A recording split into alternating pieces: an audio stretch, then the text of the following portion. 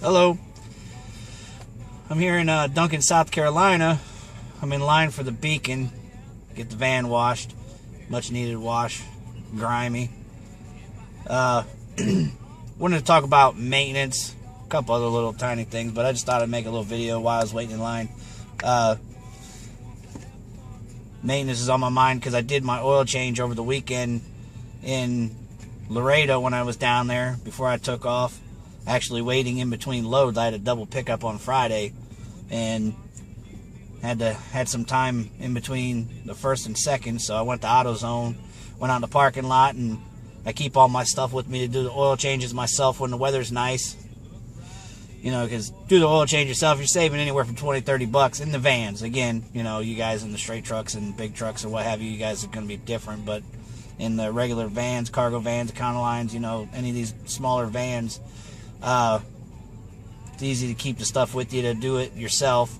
And as I said, you save about $20-30 easily. Depending on where you go, it's probably more. But my personal preference on doing the oil change is I do 5 quarts of the Mobil 1 full synthetic 520, which is what it calls for. I go thicker in the summertime. And I also top it off with the oil treatment from Lucas. So, and I like to go about a half quart over. Just something my dad has always done, and so I've done it. It works. Got 551,753 miles on my van, so it's either due to what I'm doing right, or you know, I'm just lucky. So we'll find out. You know, also on the maintenance, you know, you got to get your, you know, chassis lubed and all that good stuff also. And something in these vans, I mean, the guys that are in the Expediting doing the vans, the cargo vans, a good investment is the alignment. Couldn't think of it there for a second, jeez. But do the alignment. I get the 3-year package, 3-year warranty from Goodyear. That way, you pay for the initial one. It's like $149, I believe. But you get 3 years. You bring it in as often as you want to get it checked, you know, to get the alignment done.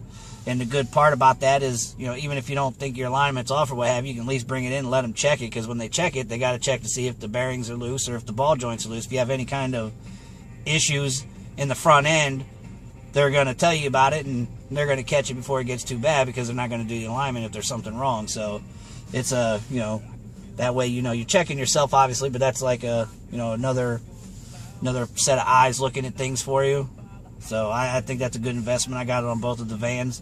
You know, aside from that, just each time you stop, you know, preventative maintenance is better than, you know, repairs. So, you know, when you stop and you're gassing up, just do a walk around, look at your tires, look underneath, make sure nothing's leaking, dripping, you know, what have you.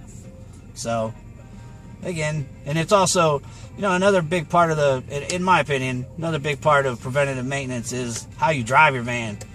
I don't hammer on the accelerator when I'm getting into traffic. I don't, you know, if I'm sitting at a stop, I'm not always needing to hammer on the gas, and I don't need to be going in Texas where it's 80, 85 mile an hour. I don't do it. I'm 70 mile an hour is about the tops. Every once in a while, I'll go over 70 if it's something that I need to pass somebody, you know, a little quicker than normal, but 70 mile an hour, that's where I stay. I don't really like to go above there. You know, cornering also, you know, don't corner it like it's a little freaking sports car or something. It's a freaking work vehicle. It's big. It's, you know, heavy duty, so you want to take the corner as easy as possible. Obviously, avoid the bumps. You know, tire rotation on a regular basis obviously helps, but as I said, every little thing you can do is a big deal. No matter how minor you might think it is, but again, everybody's got their own preference on how they do things. You know, if anybody's got any kind of tricks of the trade that they can share, let me know. I mean, hell, I don't think I know it all. I'm always willing to learn something. But yeah, that's about that on the maintenance side of things. Was watching a video from by the Crafty Trucker about how long they stay out, and you know, she touched on all the bases pretty much. Biggest thing about it, as she said, as far as being out, you're not going to make money unless you're out. So if you can't be out very often, I don't care, you know, how long you stay out, how long somebody's staying out. You got to stay out to make money. So that's the bottom line. You're not going to be able to come out here and think you're going to make a good living or get ahead and, you know, be out for a week or a week and a half, you know, 2 weeks. It's just not going to happen. Can't really think that's going to happen. But, you know, and the other part of it is when you're wanting to go home early, say you come out for a week, you run solid for a week, then you're planning on trying to be home the following weekend. Now, you're only going to take loads going to a certain part of the, you know, certain part of the map because you don't want to get too far out of being away from home to be able to make it home for the weekend. So you really screw yourself. So, for me, you know, I know the Crafty Trucker said that they like to stay out for a couple, 3 months, and that works for them. Me, I get home when I can. It's just, I got about a 500-600 mile radius of the house at the end of the week. You know, if I've been out for about 3-4 weeks, then, you know, if it's Thursday, I might go ahead and shoot home. Just depends on how I'm feeling. If I'm feeling like the van's falling apart under me and I just need a break and need to sleep in my regular bed and see the family a little bit and everything, then that's what I do. I'd go ahead and go home. But normally, I mean, sometimes, you know, I can get home, you know, 2-3 weeks in a row sometimes. I mean, it might only be for a day here and a day there, but as I said, it's just a matter of where I'm at. You know, being in the small van, it's a little easier just to shoot around. But that's how I do mine, is just when I get near the house. When I take something to a certain area and, you know, like I said, is certain vicinity to home, then I go ahead and go home. So I like to stay out. I enjoy the road. So it's not, I get to missing the family at times, of course, but got teenage kids, so you know how that is you know, they're not really that concerned with you being around that often. As long as they're getting money and doing something like that, they're fine. You know, I do miss my girl on occasion, you know, after so much time. But, you know, it's some of it's good being gone too. I mean, it kind of just makes things nicer when you come home because you appreciate being home more. Yeah, I know my brother did a video on here about family and being gone, and you know, my personal opinion, looking at it for him, I think it's done him some good being out here because it makes him appreciate the time with his daughter and the time with his wife more. His last job, he'd go to work, be miserable, come home hurting, go play on his game. He just took it for granted. He's home every day, so you know, you're home every day, you think, well, tomorrow I'll play with her, tomorrow I'll do this, tomorrow I'll do that, you know, and then you don't do it. So being out here, when he goes home, you know, he's trying to soak up all the time he can with his family. So, you know, it's definitely good, I think. But, as I said, everybody's got their thing. You got to enjoy the road. That's why I got into expediting. I enjoy it. I would have got into it a long time ago had I known about it, but I really didn't know anything about it. I was talking to a buddy of mine a few years ago and just texting him, keeping in touch with him, and asked him what he was doing. He told me he was in Texas. I'm like, what the hell are you doing in Texas? He's like, I'm driving, man, my job. I'm like, what the hell? So he told me what he did. Man, as soon as he told me what he did, I was on it. I knew that's what I had to do. So I got out here, and this is perfect. You know, I've always thought about the big trucks, what have you, but this is perfect. The small van and everything, shooting around, you know, things more in a hurry and what have you. Not as much sitting around as far as like way stations and, you know, the bigger trucks, they got to sit, and it takes them hours to finally get loaded sometimes or unloaded. So this fits what I like to do. I mean, I enjoy it. Driving down the road is just, it's calming, extremely calming. You know, yeah, that's pretty much the biggest things about being out. You just got to find your rhythm.